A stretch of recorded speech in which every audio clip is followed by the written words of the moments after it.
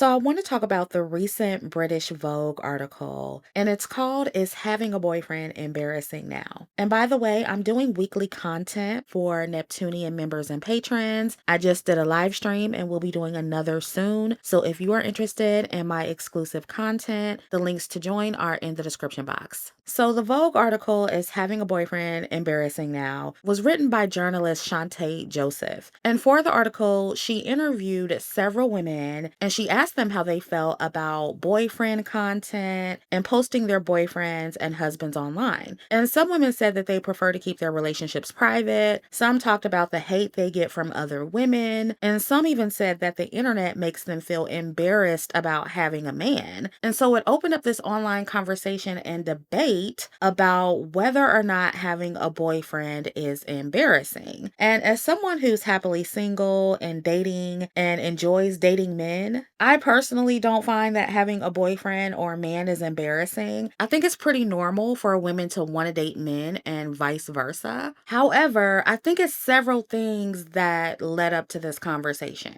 One, like Shantae mentioned, women are learning that posting your man online welcomes a bunch of unwanted hate and jealousy from other women, and men as well, to be honest. And being private about your love life or even your lifestyle if you are single and moving in silence is just more peaceful. I mean, we always talk about moving in silence online for a reason. It's just more peaceful, especially if you are leveled up or hypergamous, or even if you're single and you're living an above average lifestyle and you're dating an above average man. It is just better to move in silence because there are women who will unfortunately attempt to destroy your life out of jealousy because what you have is rare. And that brings me to the next point. Considering the type of dusty men and dusty relationships a lot of women are engaging in and how those dusty relationships are now being shamed by other women online, I completely understand why having a man would be embarrassing to those women. Because let's just keep it real, a lot of women are dealing with bums. A lot of women are used to dealing with low quality, low value men. And also, the everyday man isn't bringing much value either. So there's nothing really to be proud of. And yes, before anyone says it, I know that there are low quality, low value women. I know that there are bummy women. And I'm definitely not saying that the everyday woman is perfect. However, the everyday woman is undoubtedly sacrificing and giving more of themselves emotionally, domestically, and many times physically, especially if they have children. And on top of that, they're usually paying half the bills, if not more. So as much as y'all try to totally equalize the sexes and what they do and don't bring to the table, the division of labor just is not equal most of the time. And no, we're not talking about what men bring collectively to society. We're talking about individual relationships between men and women. And the stats show that the everyday woman is doing more in her relationship. And we also have to be honest about how women have more to lose socially in relationships with men because of our position in society and the expectations that are placed upon us. So what I'm saying is that average woman dating an average man is not equal to the average man dating an average woman. That average man is getting way more out of the deal than the average woman in most cases. And relationships are generally more advantageous for the everyday man than the everyday woman. And the everyday woman is starting to catch on to that. So they're opting out if they can't do better. Women want the same effort that they're putting in from a man, and anything less is considered embarrassing now, and rightfully so. Now, with that said, I don't think that means that most women think all relationships with men are embarrassing, because think about it. There's still women who do show their relationships online, and those women are celebrated. There's always a cute proposal video somewhere that goes viral, and women are in the comments celebrating. So we're also not going to act like all women in the world just hate men or women in mass hate men, and we think all relationships with men are embarrassing. No.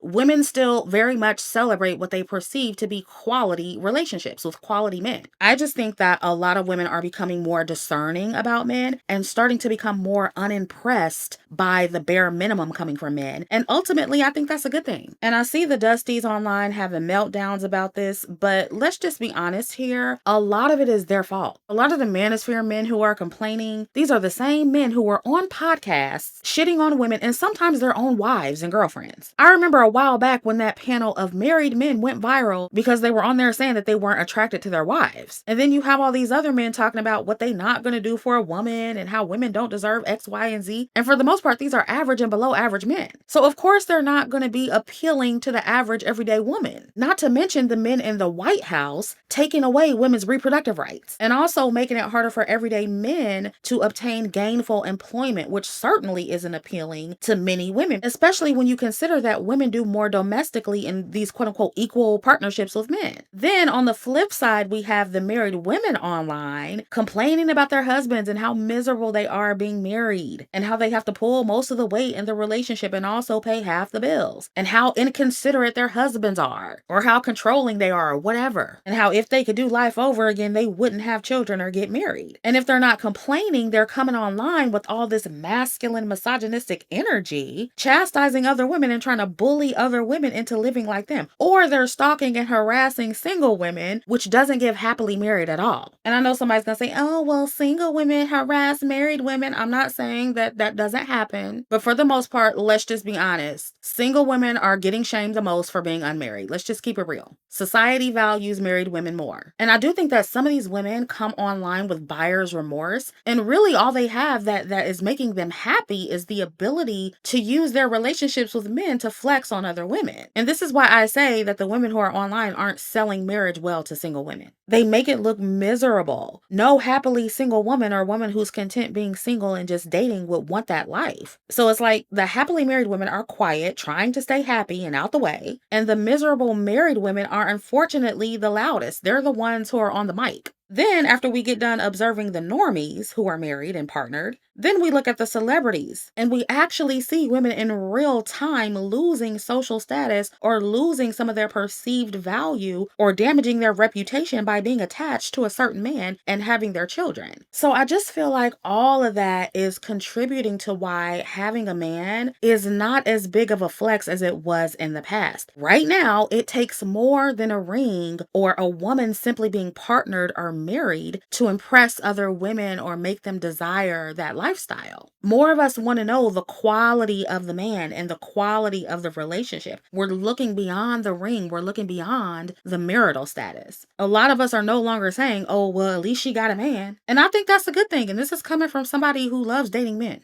And as someone who has had to raise my own standards and have also been trying to get Black women, especially to raise their standards in men, I think this is another sign that women are doing that. And listen, y'all know my motto, hypergamy or nothing. So if a woman can't be hypergamous or at the very least date men on her level financially, educationally, etc., then being single is usually the best option because hypogamy, it does bring women down and it usually is embarrassing in one way or the other. So if women are rejecting men who bring no value to them, that means they are raising their standards and I'm here for it. And I feel like the only people who are upset about that are low quality, low value men and the women who are with them. Because again, in the past, a lot of people in dysfunctional relationships, they were just able to flex their dusty relationships and make single women feel inadequate for being single. Because most of us weren't really digging into the details or the relationship dynamics like we are today. And I think it's making some people upset, both men and women, that many of us are no longer idolizing their low quality relationships and pedestalizing them basically off the strength of nothing. Some women are mad that they can no longer effectively use their marital status to flex on other women, and a lot of Dusties are mad because they can no longer dangle marriage over our heads because women are no longer impressed by the dust they have to offer. But if you're truly happy and not embarrassed by your man and not trying to use your relationship to flex on other women, I don't see how this article would offend you. Personally, and this is just me, I don't care if other women aren't dating and find it embarrassing to be with men because I'm not looking for other women to approve of my relationship or my decision to date men. I'm still going to do that regardless of how some other women feel about it. But I'm also okay with women who choose not to date at all. I'm also okay with women being married, and I will always encourage quality, hypergamous marriage for women, especially women who have children. But I don't believe in putting one lifestyle over the other or forcing all women to live a certain lifestyle because not all women are going to want the same things in life. And this reminds me of when I did my lifestyle series where I interviewed Black women from all walks of life, hypergamously married women, divorced women, child-free women, and so on. And I did that because I really wanted wanted to send the message that there are different versions of happiness for every woman. And the series was up for a limited time, by the way, because again, people lose their minds when women, and especially Black women, share in-depth, effective level up advice. I had to learn that the hard way. So please don't ask me if I'm bringing those videos back, because I'm not. But I just bring that up to say, choose the lifestyle that is best for you, ladies. If that's being partnered with a man, get a man and vet him before you settle down. If you want to be single, be single. Just make sure you're doing what you want to do, not what society is pressuring you to do, not what the internet is shaming you to do, but what you think and feel is best for you. I definitely think it's okay to learn from and listen to other women and their experiences. I do encourage that so you can be well informed. But after doing that, make sure you're being honest with yourself about what you want and what's going to fulfill you in life, and choose based on that. So yeah, that is all I have on this for now. Let me know what you think about this topic down in the comments. Also be sure to like, share, and subscribe, and I'll catch up with you in the next video.